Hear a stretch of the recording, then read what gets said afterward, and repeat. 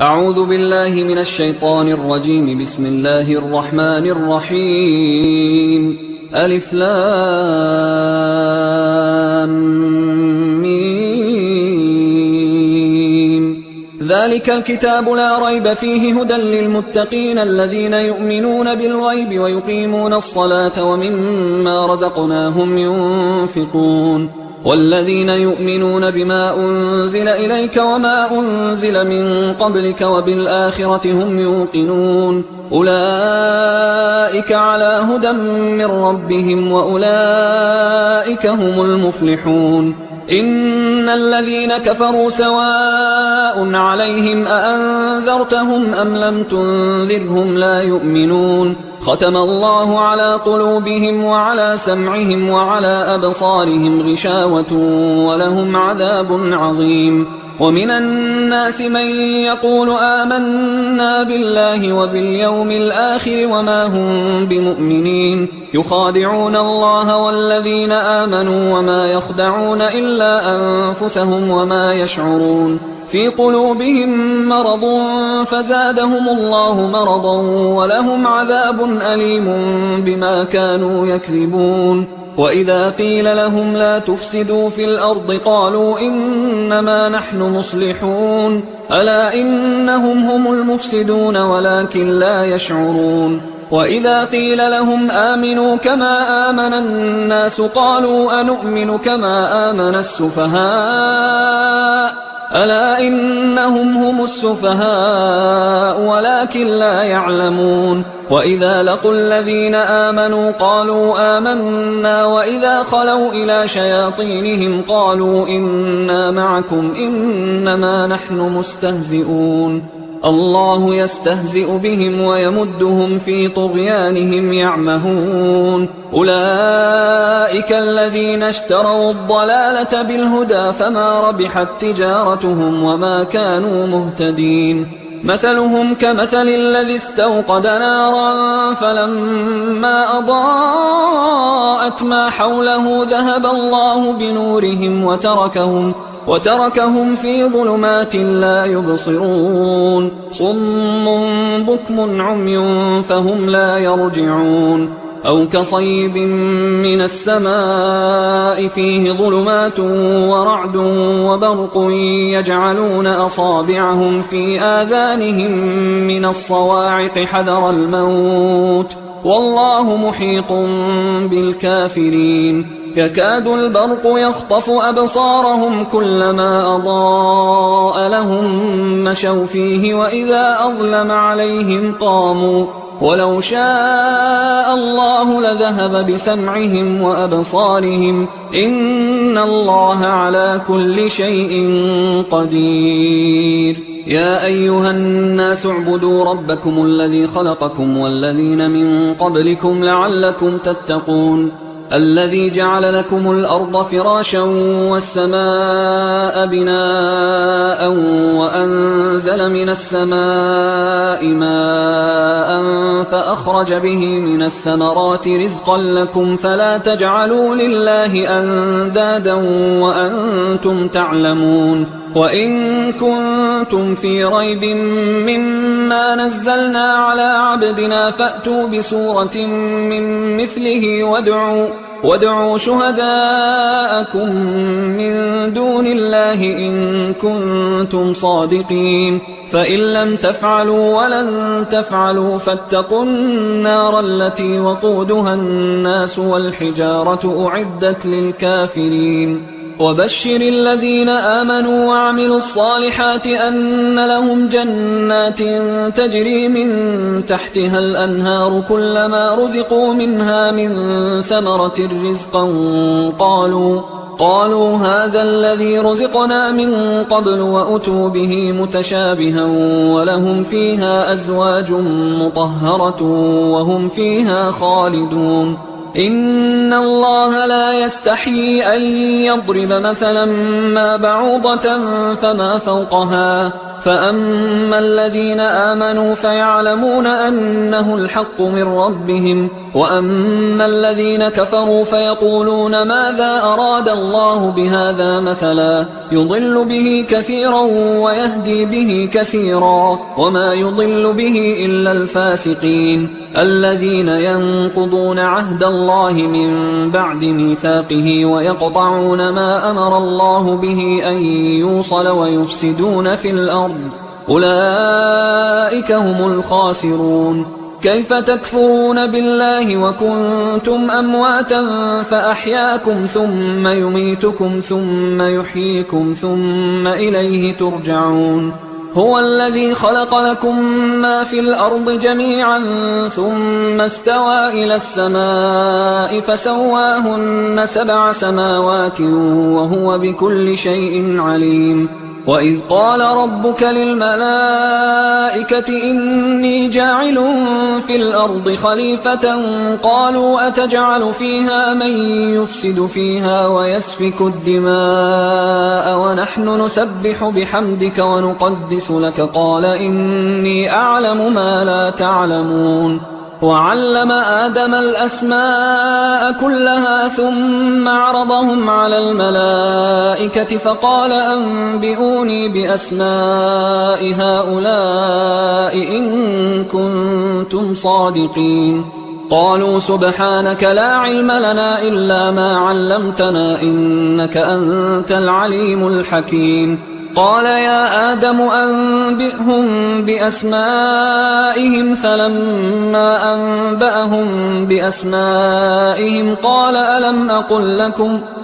ألم أقل لكم إني أعلم غيب السماوات والأرض وأعلم ما تبدون وما كنتم تكتمون. وإذ قلنا للملائكة اسجدوا لآدم فسجدوا إلا إبليس أبى واستكبر وكان من الكافرين. وقلنا يا آدم اسكن أنت وزوجك الجنة وكلا منها رغدا حيث شئتما ولا تقربا هذه الشجرة فتكونا من الظالمين. فأزلهما الشيطان عنها فأخرجهما مما كانا فيه وقلنا اهبطوا بعضكم لبعض عدو ولكم في الأرض مستقر ومتاع إلى حين. فتلقى آدم من ربه كلمات فتاب عليه إنه هو التواب الرحيم. قلنا اهبطوا منها جميعا فإما يأتينكم مني هدى فمن تبع هداي فلا خوف عليهم ولا هم يحزنون. والذين كفروا وكذبوا بآياتنا أولئك أصحاب النار هم فيها خالدون. يا بني إسرائيل اذكروا نعمتي التي أنعمت عليكم وأوفوا بعهدي أوف بعهدكم وإياي فارهبون. وآمنوا بما أنزلت مصدقا لما معكم ولا تكونوا أول كافر به ولا تشتروا بآياتي ثمنا قليلا وإياي فاتقون. ولا تلبسوا الحق بالباطل وتكتموا الحق وأنتم تعلمون. وأقيموا الصلاة وآتوا الزكاة واركعوا مع الراكعين. أتأمرون الناس بالبر وتنسون أنفسكم وأنتم تتلون الكتاب أفلا تعقلون. واستعينوا بالصبر والصلاة وإنها لكبيرة إلا على الخاشعين الذين يظنون أنهم ملاقو ربهم وأنهم إليه راجعون. يا بني إسرائيل اذكروا نعمتي التي أنعمت عليكم وأني فضلتكم على العالمين. واتقوا يوما لا تجزي نفس عن نفس شيئا ولا يقبل منها شفاعة ولا يؤخذ منها عدل ولا هم ينصرون. وإذ نجيناكم من آل فرعون يسومونكم سوء العذاب يذبحون أبناءكم ويستحيون نساءكم وفي ذلكم بلاء من ربكم عظيم. وإذ فرقنا بكم البحر فأنجيناكم وأغرقنا آل فرعون وأنتم تنظرون. وإذ واعدنا موسى 40 ليلة ثم اتخذتم العجل من بعده وأنتم ظالمون. ثم عفونا عنكم من بعد ذلك لعلكم تشكرون وإذ آتينا موسى الكتاب والفرقان لعلكم تهتدون وإذ قال موسى لقومه يا قوم إنكم ظلمتم أنفسكم باتخاذكم العجل فتوبوا إلى بارئكم فاقتلوا أنفسكم ذلكم خير لكم عند بارئكم فتاب عليكم إنه هو التواب الرحيم وإذ قلتم يا موسى لن نؤمن لك حتى نرى الله جهرة فأخذتكم الصاعقة وأنتم تنظرون ثم بعثناكم من بعد موتكم لعلكم تشكرون وظللنا عليكم الغمام وأنزلنا عليكم المن والسلوى كلوا من طيبات ما رزقناكم وما ظلمونا ولكن كانوا أنفسهم يظلمون وإذ قلنا ادخلوا هذه القرية فكلوا منها حيث شئتم رغدا وادخلوا الباب سجدا وقولوا حطة نغفر لكم خطاياكم وسنزيد المحسنين فبدل الذين ظلموا قولا غير الذي قيل لهم فأنزلنا على الذين ظلموا رجزا من السماء بما كانوا يفسقون وإذ استسقى موسى لقومه فقلنا اضرب بعصاك الحجر فانفجرت منه 12 عينا قد علم كل أناس مشربهم كلوا واشربوا من رزق الله ولا تعثوا في الأرض مفسدين وإذ قلتم يا موسى لن نصبر على طعام واحد فادع لنا ربك يخرج لنا مما تنبت الأرض من بقلها وقثائها وفومها وعدسها وبصلها قال أتستبدلون الذي هو أدنى بالذي هو خير اهبطوا مصرا فإن لكم ما سألتم وضربت عليهم الذلة والمسكنة وباءوا بغضب من الله ذلك بأنهم كانوا يكفرون بآيات الله ويقتلون النبيين بغير الحق ذلك بما عصوا وكانوا يعتدون إن الذين آمنوا والذين هادوا والنصارى والصابئين من آمن بالله واليوم الآخر وعمل صالحا فلهم أجرهم عند ربهم ولا خوف عليهم ولا هم يحزنون وإذ أخذنا ميثاقكم ورفعنا فوقكم الطور خذوا ما آتيناكم بقوة واذكروا ما فيه لعلكم تتقون ثم توليتم من بعد ذلك فلولا فضل الله عليكم ورحمته لكنتم من الخاسرين ولقد علمتم الذين اعتدوا منكم في السبت فقلنا لهم كونوا قردة خاسئين فجعلناها نكالا لما بين يديها وما خلفها وموعظة للمتقين وإذ قال موسى لقومه إن الله يأمركم أن تذبحوا بقرة قالوا أتتخذنا هزوا قال أعوذ بالله أن أكون من الجاهلين قالوا ادع لنا ربك يبين لنا ما هي قال إنه يقول إنها بقرة لا فارض ولا بكر عوان بين ذلك فافعلوا ما تؤمرون قالوا ادع لنا ربك يبين لنا ما لونها قال إنه يقول إنها بقرة صفراء فاقع لونها تسر الناظرين قالوا ادع لنا ربك يبين لنا ما هي إن البقرة شابه علينا وإنا إن شاء الله لمهتدون قال إنه يقول إنها بقرة لا ذلول تثير الأرض ولا تسقي الحرث مسلمة لا شية فيها قالوا الآن جئت بالحق فذبحوها وما كادوا يفعلون وإذ قتلتم نفسا فادارأتم فيها والله مخرج ما كنتم تكتمون فقلنا اضربوه ببعضها كذلك يحيي الله الموتى ويريكم آياته لعلكم تعقلون ثم قست قلوبكم من بعد ذلك فهي كالحجارة أو أشد قسوة وإن من الحجارة لما يتفجر منه الأنهار وإن منها لما يشقق فيخرج منه الماء وإن منها لما يهبط من خشية الله وما الله بغافل عما تعملون أفتطمعون أن يؤمنوا لكم وقد كان فريق منهم يسمعون كلام الله ثم يحرفونه من بعد ما عقلوه وهم يعلمون وإذا لقوا الذين آمنوا قالوا آمنا وإذا خلا بعضهم إلى بعض قالوا أتحدثونهم بما فتح الله عليكم ليحاجوكم به عند ربكم أفلا تعقلون أولا يعلمون أن الله يعلم ما يسرون وما يعلنون ومنهم أميون لا يعلمون الكتاب إلا أماني وإنهم إلا يظنون فويل للذين يكتبون الكتاب بأيديهم ثم يقولون هذا من عند الله ليشتروا به ثمنا قليلا فويل لهم مما كتبت أيديهم وويل لهم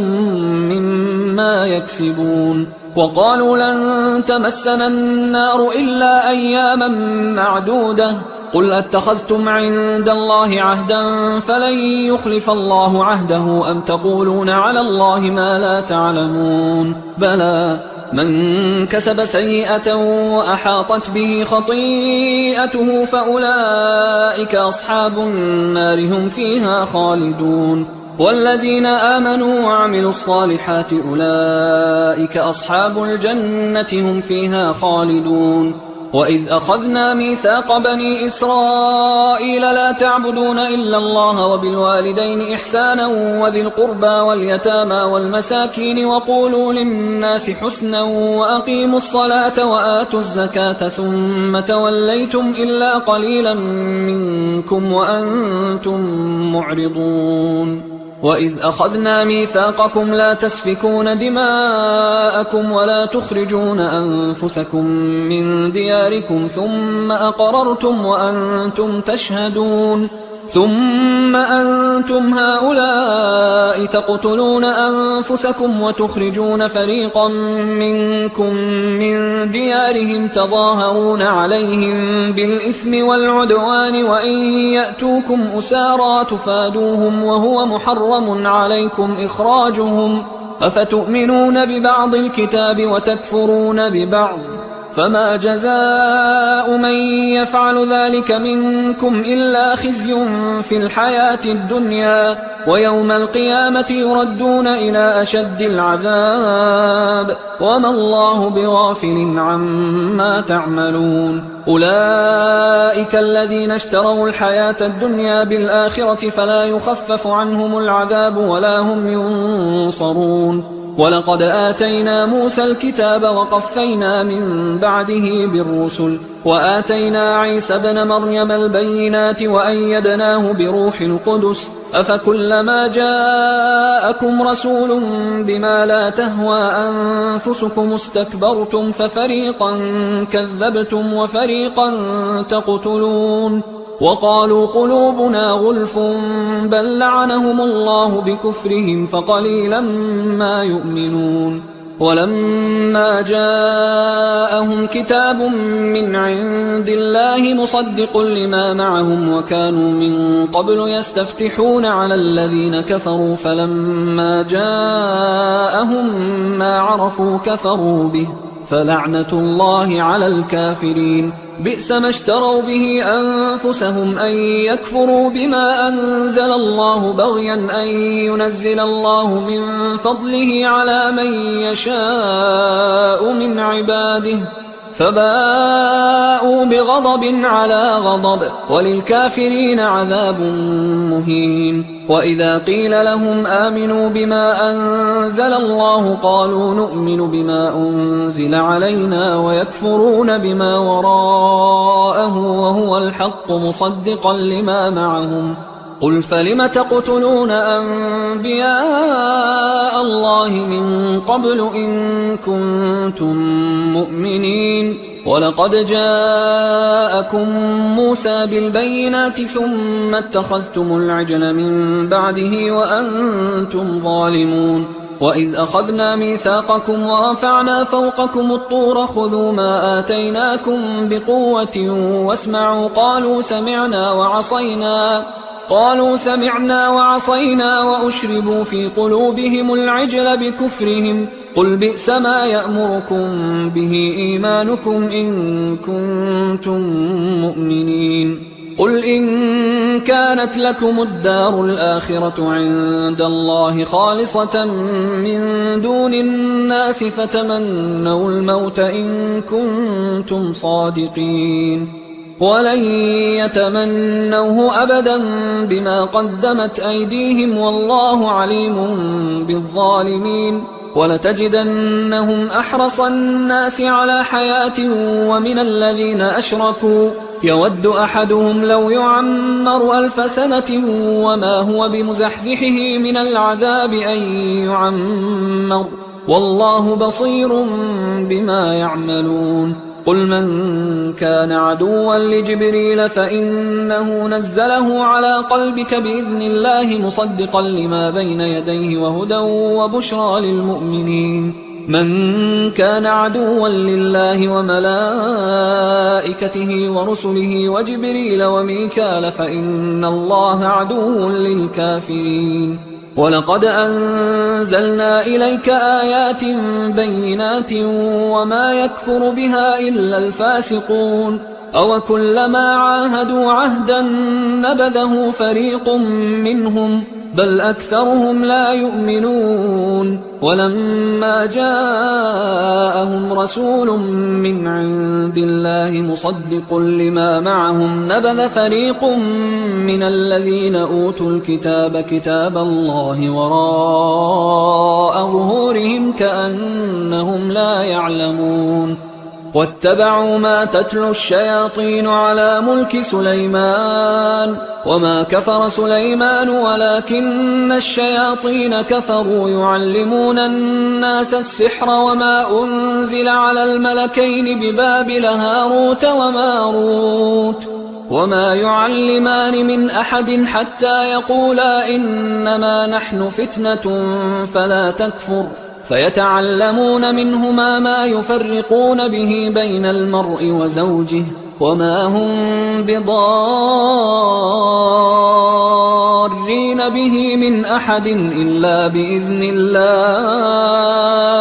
ويتعلمون ما يضرهم ولا ينفعهم ولقد علموا لمن اشتراه ما له في الآخرة من خلاق ولبئس ما شروا به أنفسهم لو كانوا يعلمون ولو أنهم آمنوا واتقوا لمثوبة من عند الله خير لو كانوا يعلمون يا أيها الذين آمنوا لا تقولوا راعنا وقولوا انظرنا واسمعوا وللكافرين عذاب أليم ما يود الذين كفروا من أهل الكتاب ولا المشركين أن ينزل عليكم من خير من ربكم والله يختص برحمته من يشاء والله ذو الفضل العظيم ما ننسخ من آية أو ننسها نأت بخير منها أو مثلها ألم تعلم أن الله على كل شيء قدير ألم تعلم أن الله له ملك السماوات والأرض وما لكم من دون الله من ولي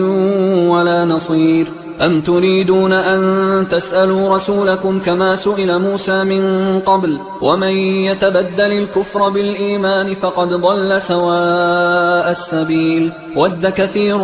من أهل الكتاب لو يردونكم من بعد إيمانكم كفارا حسدا من عند أنفسهم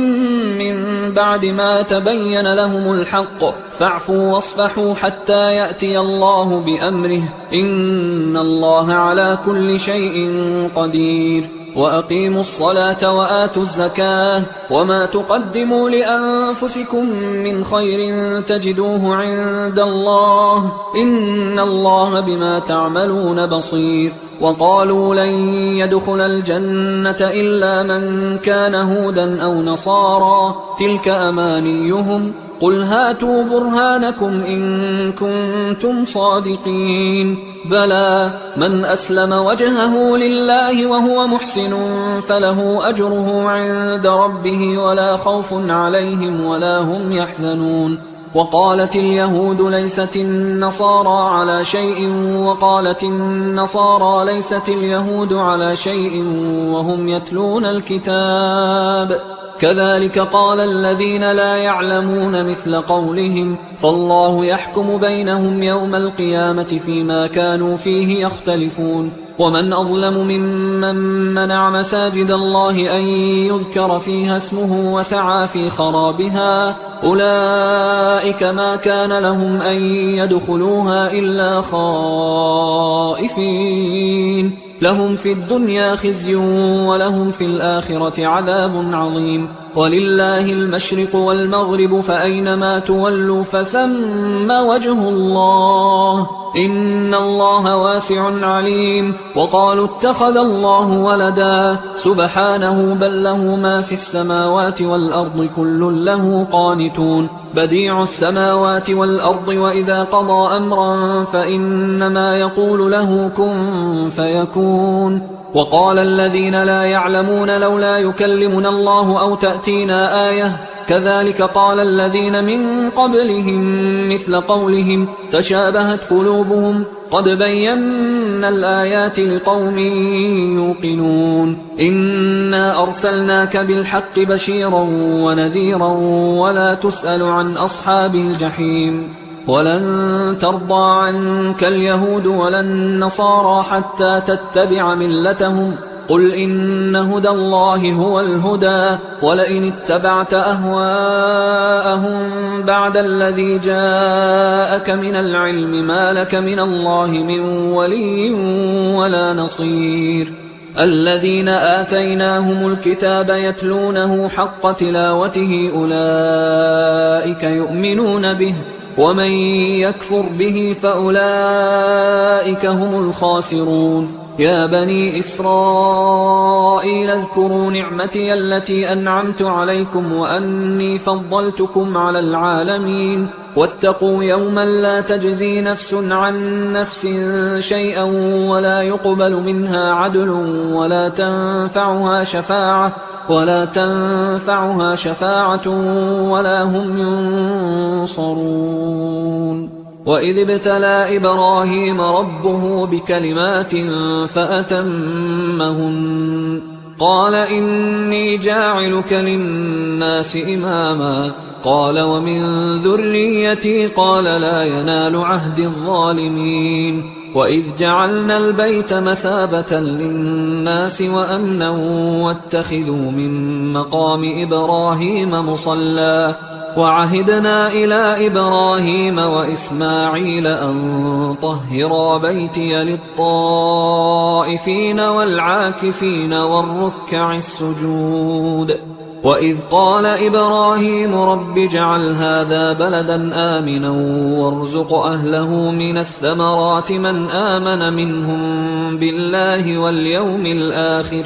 قال ومن كفر فأمتعه قليلا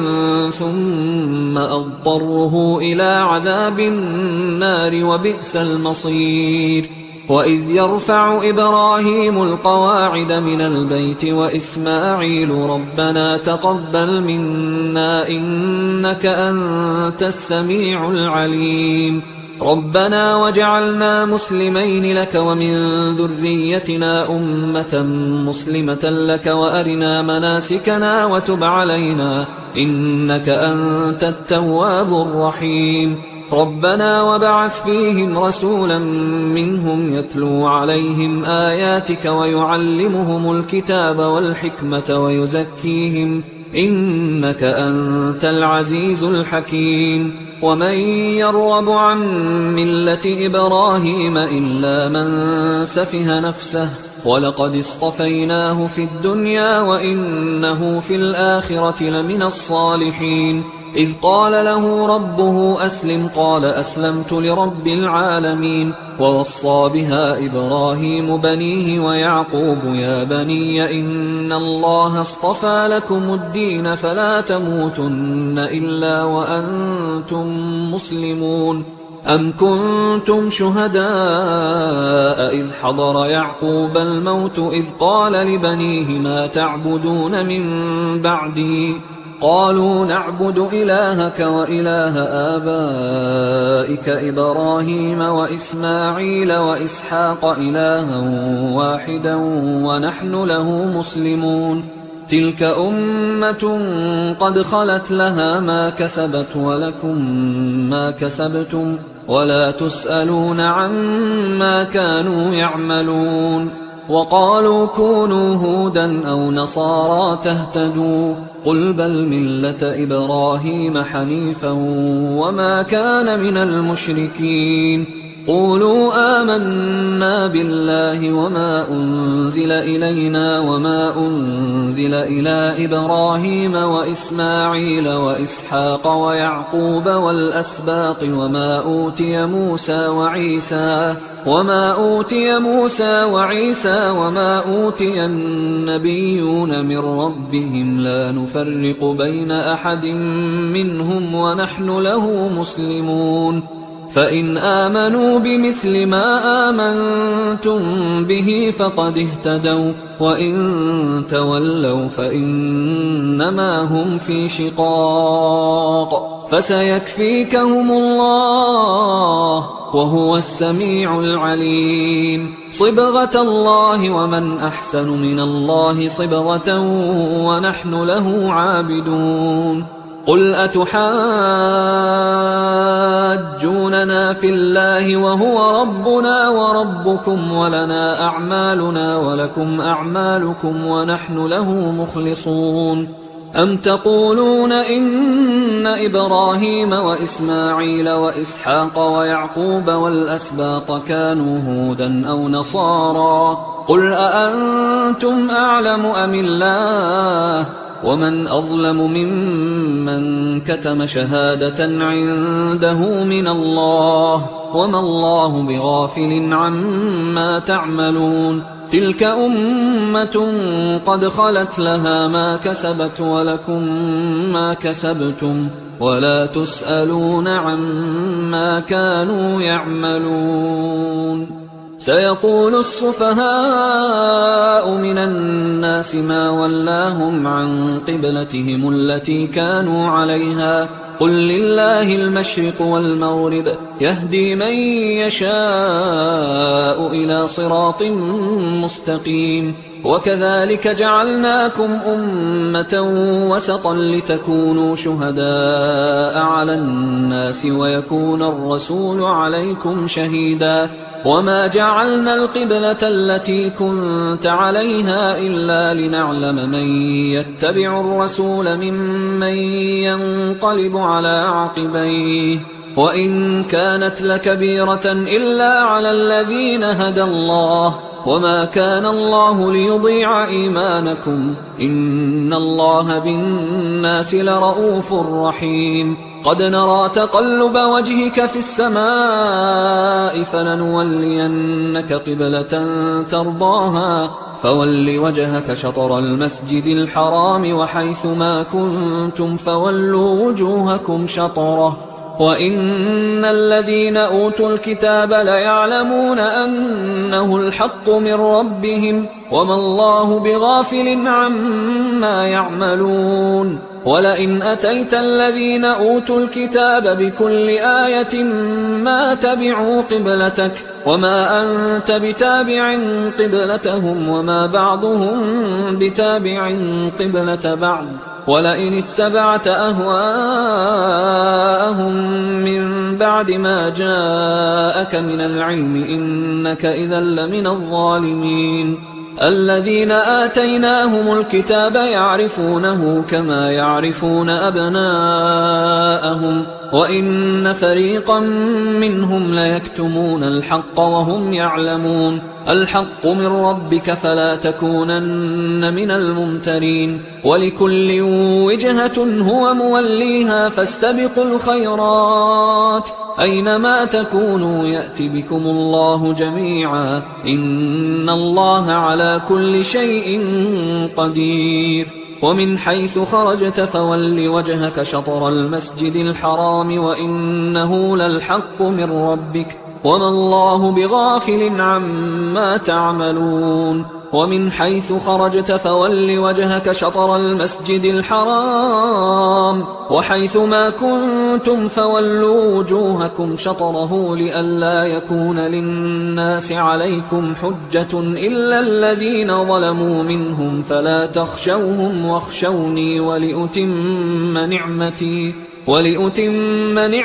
عليكم ولعلكم تهتدون كما أرسلنا فيكم رسولا منكم يتلو عليكم آياتنا ويزكيكم ويعلمكم الكتاب والحكمة ويعلمكم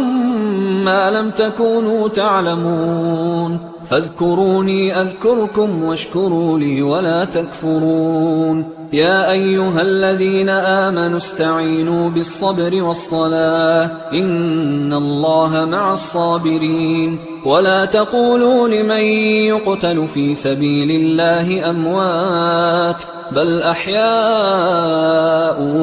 ولكن لا تشعرون ولنبلونكم بشيء من الخوف والجوع ونقص من الأموال والأنفس والثمرات وبشر الصابرين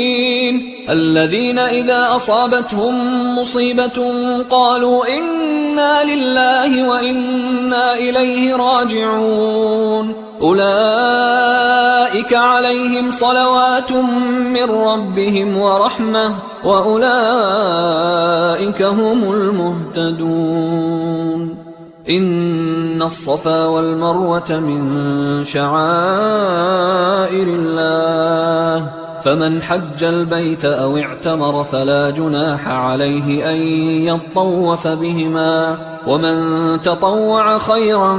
فإن الله شاكر عليم إن الذين يكتمون ما أنزلنا من البينات والهدى من بعد ما بيناه للناس في الكتاب أولئك يلعنهم الله ويلعنهم اللاعنون إلا الذين تابوا وأصلحوا وبينوا فأولئك أتوب عليهم وأنا التواب الرحيم إن الذين كفروا وماتوا وهم كفار أولئك عليهم لعنة الله والملائكة والناس أجمعين خالدين فيها لا يخفف عنهم العذاب ولا هم ينظرون وإلهكم إله واحد لا إله إلا هو الرحمن الرحيم إن في خلق السماوات والأرض واختلاف الليل والنهار والفلك التي تجري في البحر بما ينفع الناس وما أنزل الله من السماء من ماء فأحيا به الأرض بعد موتها وبث فيها من كل دابة وتصريف الرياح والسحاب المسخر بين السماء والأرض لآيات لقوم يعقلون ومن الناس من يتخذ من دون الله أندادا يحبونهم كحب الله والذين آمنوا أشد حبا لله ولو يرى الذين ظلموا إذ يرون العذاب أن القوة لله جميعا وأن الله شديد العذاب إذ تبرأ الذين اتبعوا من الذين اتبعوا ورأوا العذاب وتقطعت بهم الأسباب وقال الذين اتبعوا لو أن لنا كرة فنتبرأ منهم كما تبرأوا منا كذلك يريهم الله أعمالهم حسرات عليهم وما هم بخارجين من النار يا أيها الناس كلوا مما في الأرض حلالا طيبا ولا تتبعوا خطوات الشيطان إنه لكم عدو مبين إنما يأمركم بالسوء والفحشاء وأن تقولوا على الله ما لا تعلمون وإذا قيل لهم اتبعوا ما أنزل الله قالوا بل نتبع ما ألفينا عليه آباءنا أولو كان آباؤهم لا يعقلون شيئا ولا يهتدون ومثل الذين كفروا كمثل الذي ينعق بما لا يسمع إلا دعاء ونداء صم بكم عمي فهم لا يعقلون يا أيها الذين آمنوا كلوا من طيبات ما رزقناكم واشكروا لله إن كنتم إياه تعبدون إنما حرم عليكم الميتة والدم ولحم الخنزير وما أهل به لغير الله فمن اضطر غير باغ ولا عاد فلا إثم عليه إن الله غفور رحيم إن الذين يكتمون ما أنزل الله من الكتاب ويشترون به ثمنا قليلا أولئك ما يأكلون في بطونهم إلا النار ولا يكلمهم الله يوم القيامة ولا يزكيهم ولهم عذاب أليم أولئك الذين اشتروا الضلالة بالهدى والعذاب بالمغفرة فما أصبرهم على النار ذلك بأن الله نزل الكتاب بالحق وإن الذين اختلفوا في الكتاب لفي شقاق بعيد ليس البر أن تولوا وجوهكم قبل المشرق والمغرب ولكن البر من آمن بالله واليوم الآخر والملائكة والكتاب والنبيين وآتى المال على حبه ذوي القربى واليتامى والمساكين وابن السبيل والسائلين وفي الرقاب وأقام الصلاة وآتى الزكاة والموفون بعهدهم إذا عاهدوا والصابرين في البأساء والضراء وحين البأس أولئك الذين صدقوا وأولئك هم المتقون يا أيها الذين آمنوا كتب عليكم القصاص في القتلى الحر بالحر والعبد بالعبد والأنثى بالأنثى فمن عفي له من أخيه شيء فاتباع بالمعروف وأداء إليه بإحسان ذلك تخفيف من ربكم ورحمة فمن اعتدى بعد ذلك فله عذاب أليم ولكم في القصاص حياة يا أولي الألباب لعلكم تتقون كتب عليكم إذا حضر أحدكم الموت إن ترك خيرا الوصية للوالدين والأقربين بالمعروف حقا على المتقين فمن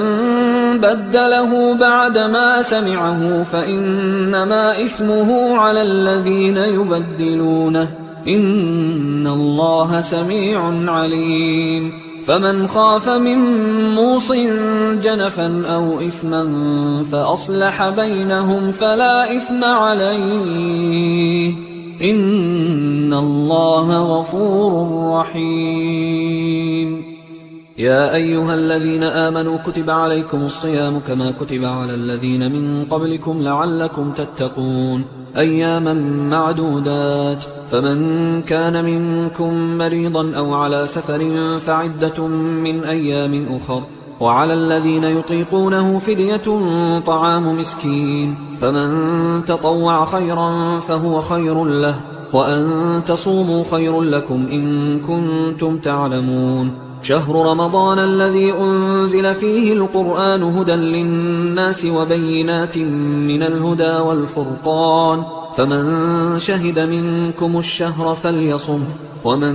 كان مريضا أو على سفر فعدة من أيام أخر، يريد الله بكم اليسر ولا يريد بكم العسر ولتكملوا العدة ولتكبروا الله على ما هداكم ولعلكم تشكرون. وإذا سألك عبادي عني فإني قريب أجيب دعوة الداع إذا دعان، فليستجيبوا لي وليؤمنوا بي لعلهم يرشدون. أحل لكم ليلة الصيام الرفث إلى نسائكم هن لباس لكم وأنتم لباس لهن، علم الله أنكم كنتم تختانون أنفسكم فتاب عليكم وعفى عنكم، فالآن باشروهن وابتغوا ما كتب الله لكم، وكلوا واشربوا حتى يتبين لكم الخيط الأبيض من الخيط الأسود من الفجر، ثم أتموا الصيام إلى الليل، ولا تباشروهن وأنتم عاكفون في المساجد، تلك حدود الله فلا تقربوها، كذلك يبين الله آياته للناس لعلهم يتقون. ولا تأكلوا أموالكم بينكم بالباطل وتدلوا بها إلى الحكام لتأكلوا فريقا من أموال الناس بالإثم وأنتم تعلمون. يسألونك عن الأهلة قل هي مواقيت للناس والحج، وليس البر بأن تأتوا البيوت من ظهورها ولكن البر من اتقى، وأتوا البيوت من أبوابها واتقوا الله لعلكم تفلحون. وقاتلوا في سبيل الله الذين يقاتلونكم ولا تعتدوا إن الله لا يحب المعتدين. وقتلوهم حيث ثقفتموهم وأخرجوهم من حيث أخرجوكم والفتنة أشد من القتل،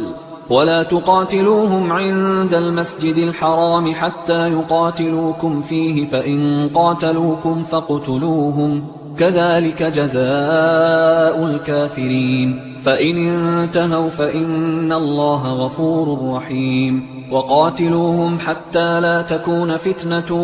ويكون الدين لله، فإن انتهوا فلا عدوان إلا على الظالمين. الشهر الحرام بالشهر الحرام والحرمات قصاص، فمن اعتدى عليكم فاعتدوا عليه بمثل ما اعتدى عليكم، واتقوا الله واعلموا أن الله مع المتقين. وأنفقوا في سبيل الله ولا تلقوا بأيديكم إلى التهلكة وأحسنوا إن الله يحب المحسنين. وأتموا الحج والعمرة لله، فإن أحصرتم فما استيسر من الهدي، ولا تحلقوا رؤوسكم حتى يبلغ الهدي محله، فمن كان منكم مريضا أو به أذى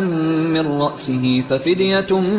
من صيام أو صدقة أو نسك، فإذا أمنتم فمن تمتع بالعمرة إلى الحج فما استيسر من الهدي، فمن لم يجد فصيام 3 أيام في الحج و7 إذا رجعتم، تلك 10 كاملة، ذلك لمن لم يكن أهله حاضر المسجد الحرام. واتقوا الله واعلموا أن الله شديد العقاب. الحج أشهر معلومات، فمن فرض فيهن الحج فلا رفث ولا فسوق ولا جدال في الحج، وما تفعلوا من خير يعلمه الله، الله وتزودوا فإن خير الزاد التقوى واتقون يا أولي الألباب. ليس عليكم جناح أن تبتغوا فضلا من ربكم فإذا أفضتم من عرفات فاذكروا الله عند المشعر الحرام واذكروه كما هداكم وإن كنتم من قبله لمن الضالين. ثم أفيضوا من حيث أفاض الناس واستغفروا الله إن الله غفور رحيم. فإذا قضيتم مناسككم فاذكروا الله كذكركم آباءكم أو أشد ذكرا. فمن الناس من يقول ربنا آتنا في الدنيا وما له في الآخرة من خلاق ومنهم من يقول ربنا آتنا في الدنيا حسنة وفي الآخرة حسنة وقنا عذاب النار. أولئك لهم نصيب مما كسبوا والله سريع الحساب. واذكروا الله في أيام معدودات فمن تعجل في يومين فلا إثم عليه ومن تأخر فلا إثم عليه لمن اتقى واتقوا الله واعلموا أنكم إليه تحشرون. ومن الناس من يعجبك قوله في الحياة الدنيا ويشهد الله على ما في قلبه وهو ألد الخصام. وإذا تولى سعى في الأرض ليفسد فيها ويهلك الحرث والنسل والله لا يحب الفساد. وإذا قيل له اتق الله أخذته العزة بالإثم فحسبه جهنم ولبئس المهاد. ومن الناس من يشري نفسه ابتغاء مرضات الله والله رؤوف بالعباد. يا أيها الذين آمنوا ادخلوا في السلم كافة ولا تتبعوا خطوات الشيطان إنه لكم عدو مبين. فإن زللتم من بعد ما جاءتكم البينات فاعلموا أن الله عزيز حكيم. هل ينظرون إلا أن يأتيهم الله في ظلل من الغمام والملائكة وقضي الأمر وإلى الله ترجع الأمور. سل بني إسرائيل كم آتيناهم من آية بينة ومن يبدل نعمة الله من بعد ما جاءته فإن الله شديد العقاب. زين للذين كفروا الحياة الدنيا ويسخرون من الذين آمنوا والذين اتقوا فوقهم يوم القيامة والله يرزق من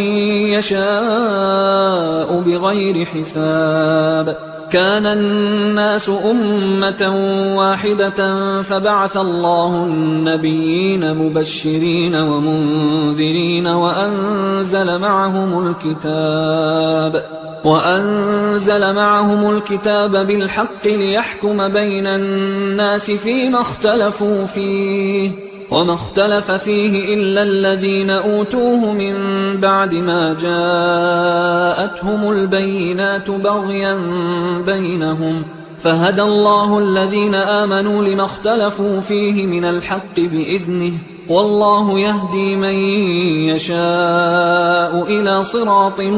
مستقيم. أم حسبتم أن تدخلوا الجنة ولما يأتكم مثل الذين خلوا من قبلكم مستهم البأساء والضراء وزلزلوا حتى يقول الرسول والذين آمنوا معه متى نصر الله ألا إن نصر الله قريب. يسألونك ماذا ينفقون قل ما أنفقتم من خير فللوالدين والأقربين واليتامى والمساكين وابن السبيل وما تفعلوا من خير فإن الله به عليم كتب عليكم القتال وهو كره لكم وعسى أن تكرهوا شيئا وهو خير لكم وعسى أن تحبوا شيئا وهو شر لكم والله يعلم وأنتم لا تعلمون يسألونك عن الشهر الحرام قتال فيه قل قتال فيه كبير وصد عن سبيل الله وكفر به والمسجد الحرام وإخراج أهله منه أكبر عند الله والفتنة أكبر من القتل ولا يزالون يقاتلونكم حتى يردوكم عن دينكم إن استطاعوا ومن يرتدد منكم عن دينه فيمت وهو كافر فأولئك حبطت أعمالهم في الدنيا والآخرة وأولئك أصحاب النار هم فيها خالدون إن الذين آمنوا والذين هاجروا وجاهدوا في سبيل الله أولئك يرجون رحمة الله والله غفور رحيم يسألونك عن الخمر والميسر قل فيهما إثم كبير ومنافع للناس وإثمهما أكبر من نفعهما ويسألونك ماذا ينفقون قل العفو كذلك يبين الله لكم الآيات لعلكم تتفكرون في الدنيا والآخرة ويسألونك عن اليتامى قل إصلاح لهم خير وإن تخالطوهم فإخوانكم والله يعلم المفسد من المصلح ولو شاء الله لأعنتكم إن الله عزيز حكيم ولا تنكحوا المشركات حتى يؤمن ولأمة مؤمنة خير من مشركة ولو أعجبتكم ولا تنكحوا المشركين حتى يؤمنوا ولعبد مؤمن خير من مشرك ولو أعجبكم أولئك يدعون إلى النار والله يدعو إلى الجنة والمغفرة بإذنه ويبين آياته للناس لعلهم يتذكرون ويسألونك عن المحيض قل هو أذى فاعتزلوا النساء في المحيض ولا تقربوهن حتى يطهرن فإذا تطهرن فأتوهن من حيث أمركم الله إن الله يحب التوابين ويحب المتطهرين نساؤكم حرث لكم فأتوا حرثكم أنى شئتم وقدموا لأنفسكم واتقوا الله واعلموا أنكم ملاقوه وبشر المؤمنين ولا تجعلوا الله عرضة لأيمانكم أن تبروا وتتقوا وتصلحوا بين الناس والله سميع عليم لا يؤاخذكم الله باللغو في أيمانكم ولكن يؤاخذكم بما كسبت قلوبكم والله غفور حليم للذين يؤلون من نسائهم تربص 4 أشهر فإن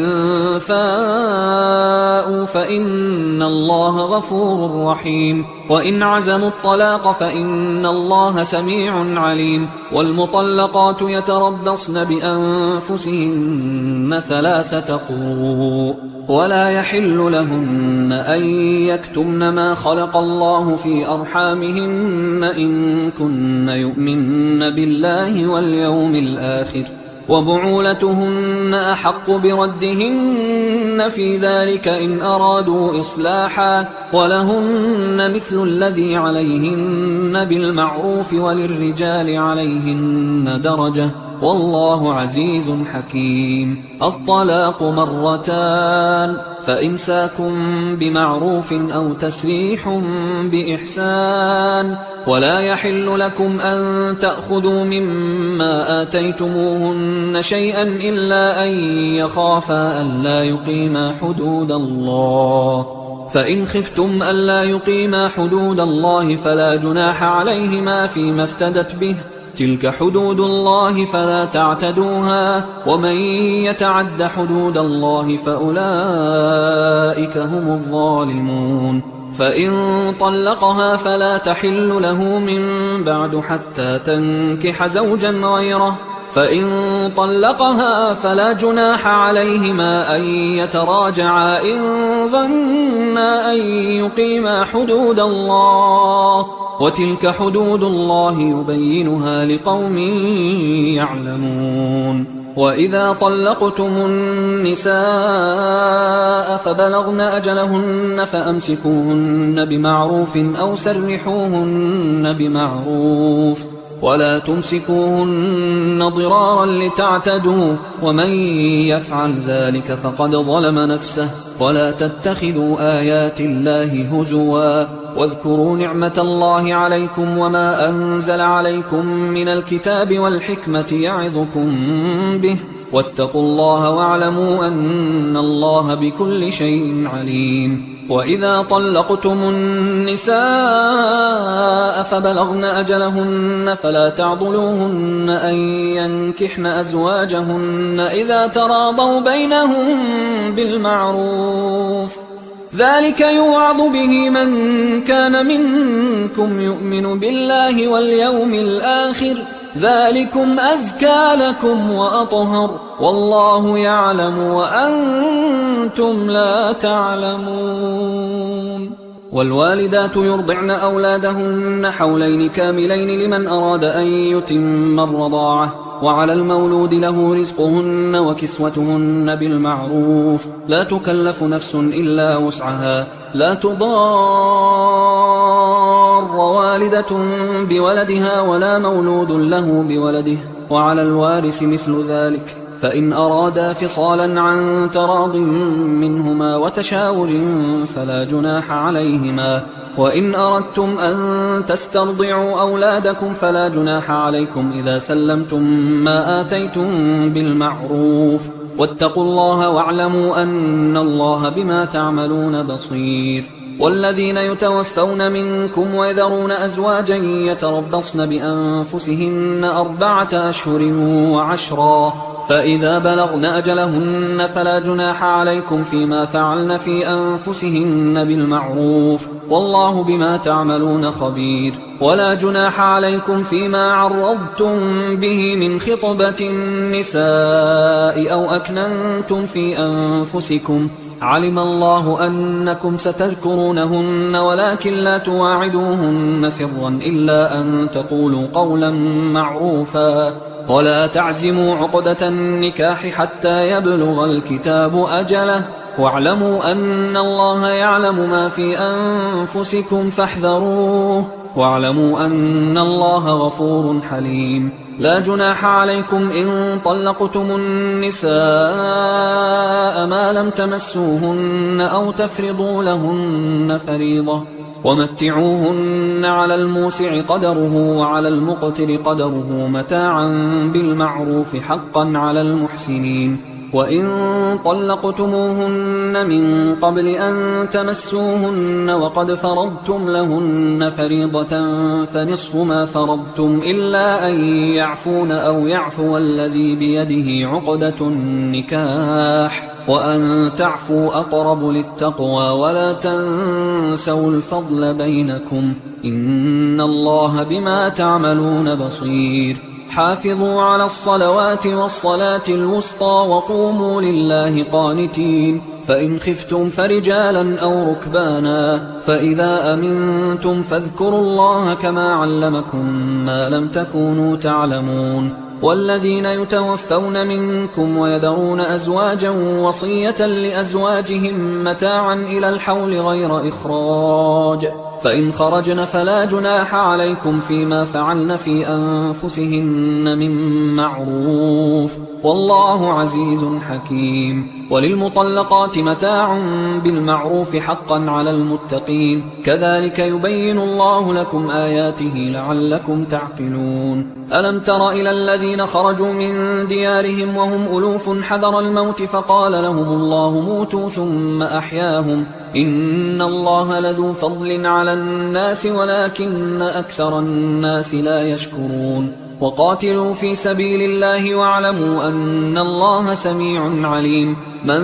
ذا الذي يقرض الله قرضا حسنا فيضاعفه له أضعافا كثيرة والله يقبض ويبسط وإليه ترجعون ألم تر إلى الملأ من بني إسرائيل من بعد موسى إذ قالوا لنبي له مبعث لنا ملكا نقاتل في سبيل الله قال هل عسيتم إن كتب عليكم القتال ألا تقاتلوا قالوا وما لنا ألا نقاتل في سبيل الله وقد أخرجنا من ديارنا وأبنائنا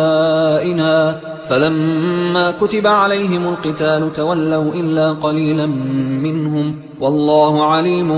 بالظالمين وقال لهم نبيهم إن الله قد بعث لكم طالوت ملكا قالوا أنى يكون له الملك علينا ونحن أحق بالملك منه ولم يؤت سعة من المال قال إن الله اصطفاه عليكم وزاده بسطة في العلم والجسم والله يؤتي ملكه من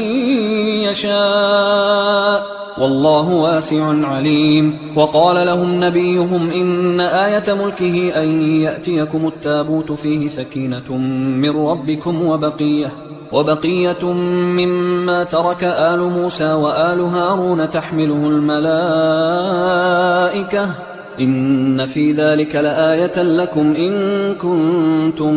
مؤمنين فلما فصل طالوت بالجنود قال إن الله مبتليكم بنهر فمن شرب منه فليس مني ومن لم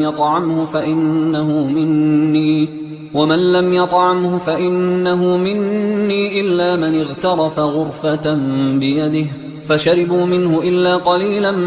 منهم فلما جاوزه هو والذين آمنوا معه قالوا لا طاقة لنا اليوم بجالوت وجنوده قال الذين يظنون أنهم ملاقوا الله كم من فئة قليلة غلبت فئة كثيرة بإذن الله والله مع الصابرين ولما برزوا لجالوت وجنوده قالوا ربنا أفرغ علينا صبرا وثبت أقدامنا وانصرنا على القوم الكافرين فهزموهم بإذن الله وقتل داود جالوت وآتاه الله الملك والحكمة وعلمه مما يشاء ولولا دفع الله الناس بعضهم ببعض لفسدت الأرض ولكن الله ذو فضل على العالمين تلك آيات الله نتلوها عليك بالحق وإنك لمن المرسلين تلك الرسل فضلنا بعضهم على بعض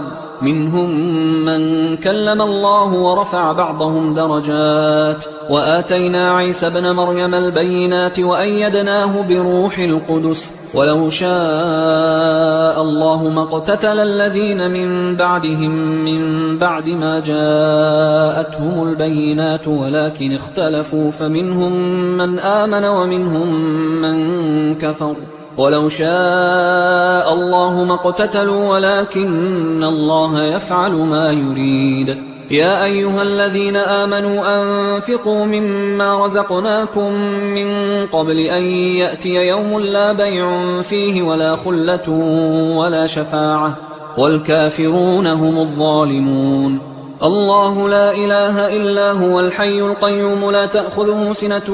ولا نوم له ما في السماوات وما في الأرض من ذا الذي يشفع عنده إلا بإذنه يعلم ما بين أيديهم وما خلفهم ولا يحيطون بشيء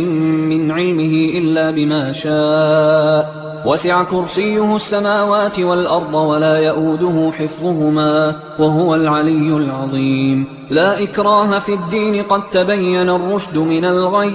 فمن يكفر بالطاغوت ويؤمن بالله فقد استمسك بالعروة الوثقى لا انفصام لها والله سميع عليم الله ولي الذين آمنوا يخرجهم من الظلمات إلى النور والذين كفروا أولياؤهم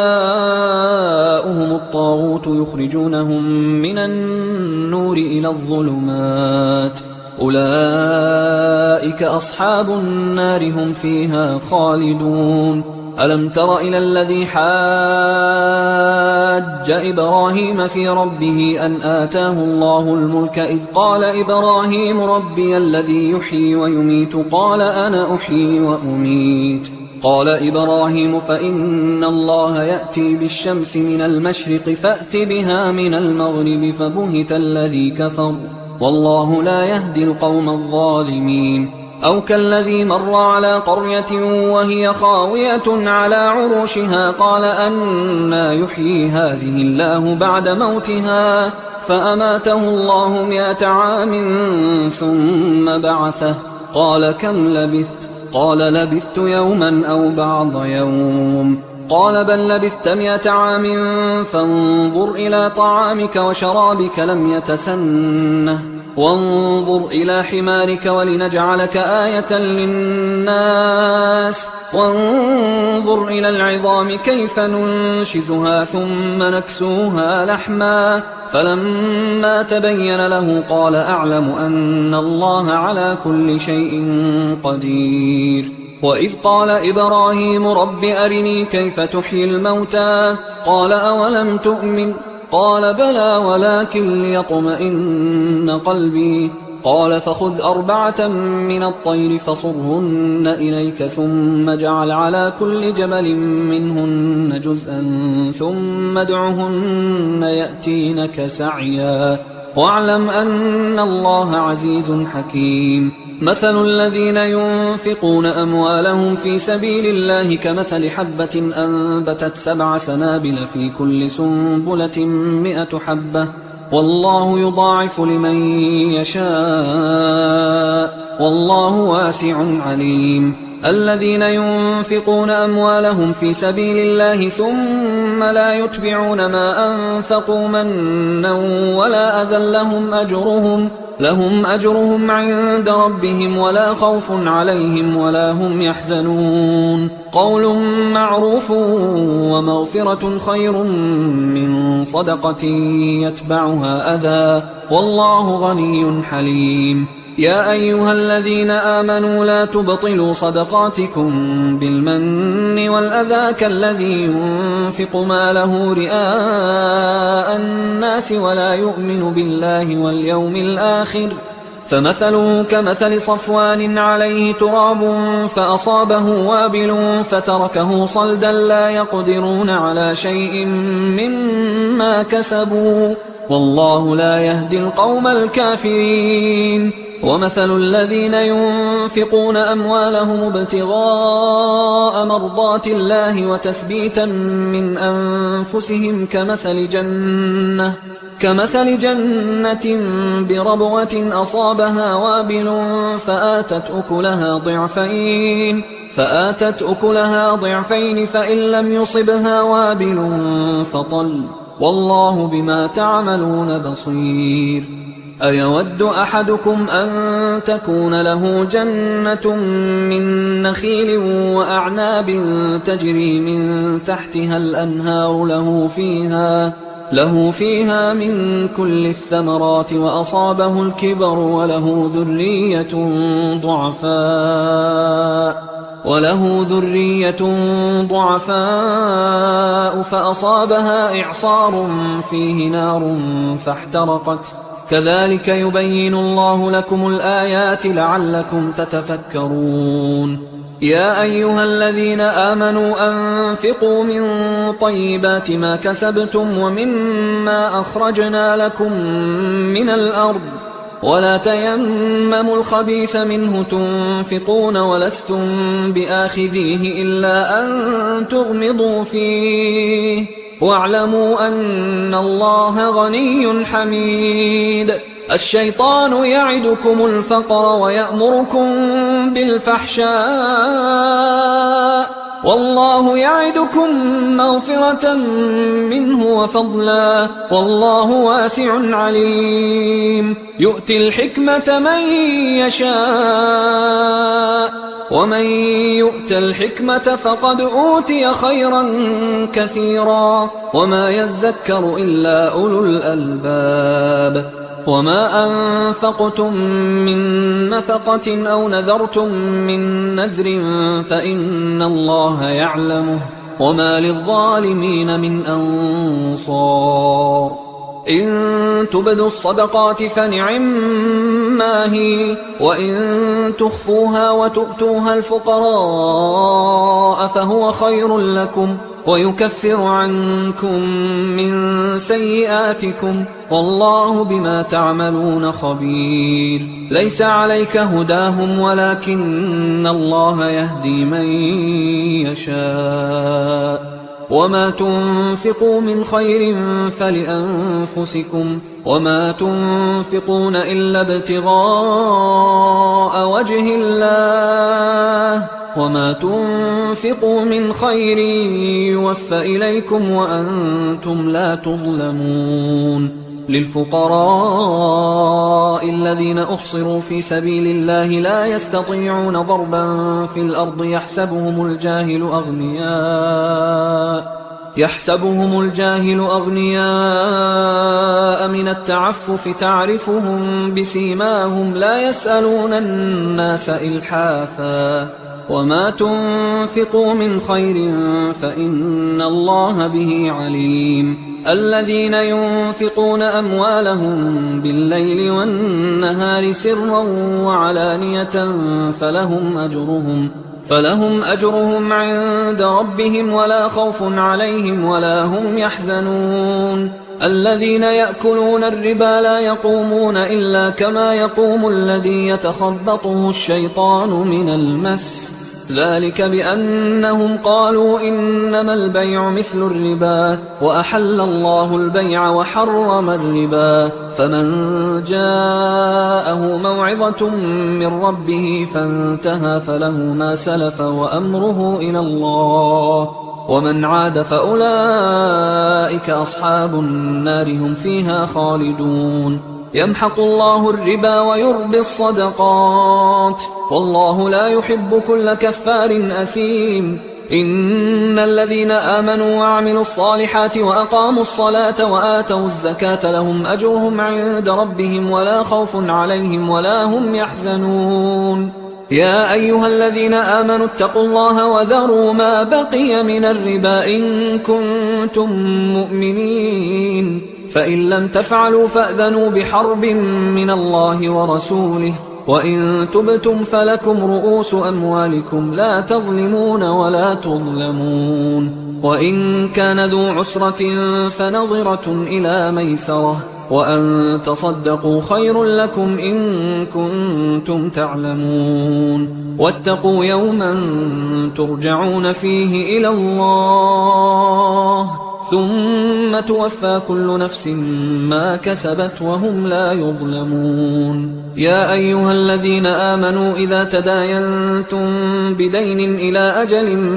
مسمى فاكتبوه وليكتب بينكم كاتب بالعدل ولا يأب كاتب أن يكتب كما علمه الله فليكتب وليملل الذي عليه الحق وليتق الله ربه ولا يبخس منه شيئا فإن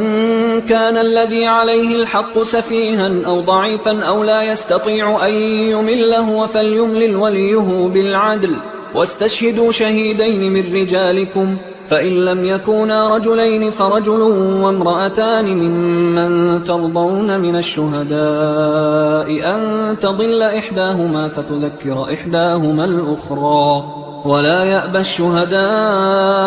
إذا ما دعوا ولا تسأموا أن تكتبوه صغيرا أو كبيرا إلى أجله ذلكم أقسط عند الله وأقوم للشهادة وأدنى أن لا ترتابوا إلا أن تكون تجارة حاضرة تديرونها بينكم فليس عليكم جناح ألا تكتبوها وأشهدوا إذا تبايعتم ولا يضار كاتب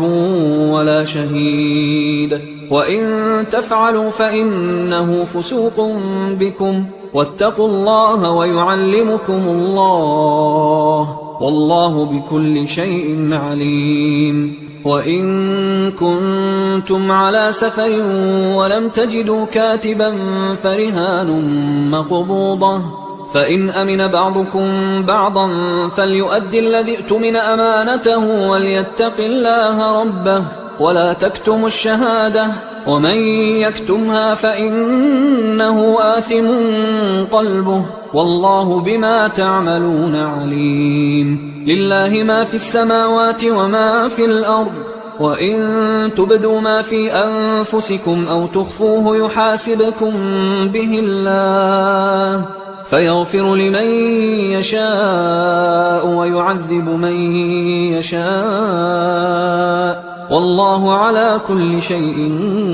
قدير. آمن الرسول بما أنزل إليه من ربه والمؤمنون كل آمن بالله وملائكته وكتبه ورسله لا نفرق بين أحد من رسله وقالوا سمعنا وأطعنا غفرانك ربنا وإليك المصير. لا يكلف الله نفسا إلا وسعها، لها ما كسبت وعليها ما اكتسبت. ربنا لا تؤاخذنا إن نسينا أو أخطأنا، ربنا ولا تحمل علينا إصرا كما حملته على الذين من قبلنا، ربنا ولا تحملنا ما لا طاقة لنا به، واعف عنا واغفر لنا وارحمنا، أنت مولانا فانصرنا على القوم الكافرين.